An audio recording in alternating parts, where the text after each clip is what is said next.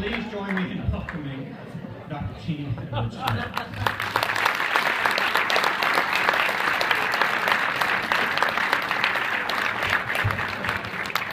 Thank you very much. It's always a pleasure for me to return to Atlanta.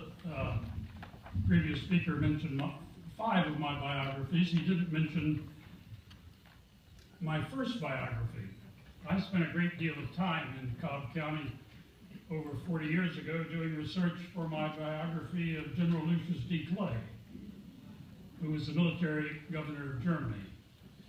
Clay was the son of Senator Alexander Stephens Clay, who represented Georgia in the United States Senate from 1896 until his death in 1910.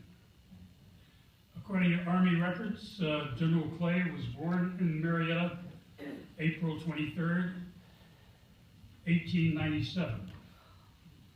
While I was in Marietta doing research, I looked up his birth in the Marietta Journal and discovered that on the date of his birth, his mother and his father were hosting a gala party at their home in Marietta. There was no mention of General Clay's birth. So I checked the journal for a year before and a year later, and sure enough, 1 year later there was the announcement of Lucius's birth. In my next interview with the general, and I had 36 interviews with the general, all of which were recorded and are on file at the Eisenhower Library out in Abilene, I asked him about the discrepancy. Clay was stunned, literally stunned, and he looked at me and he said, "Do you have to report that?" I said I thought I did, and he accepted that.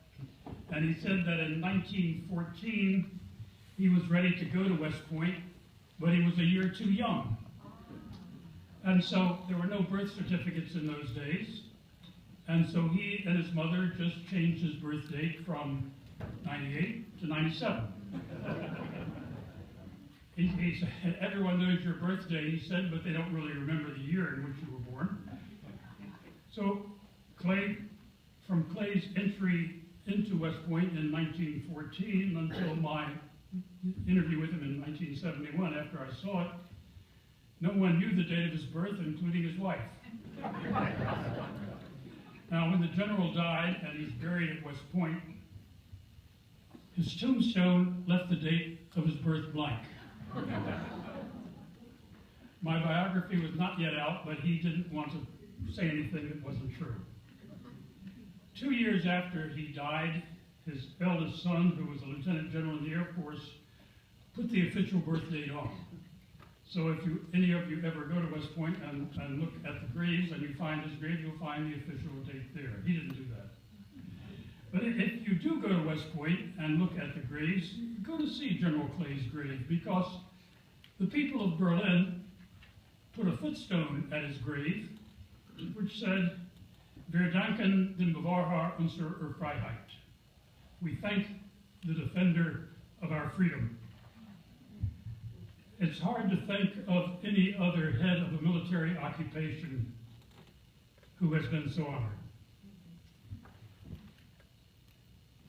My biography of Clay was published in 1990. It was my first biography, and I learned a great deal from doing it. Clay was alive when I did most of my research, and I interviewed 66 persons who knew Clay and who worked with him. I learned from that a person being interviewed always brings his or her interests to the table, and that's going to affect significantly what they say. I was not permitted to interview George Bush.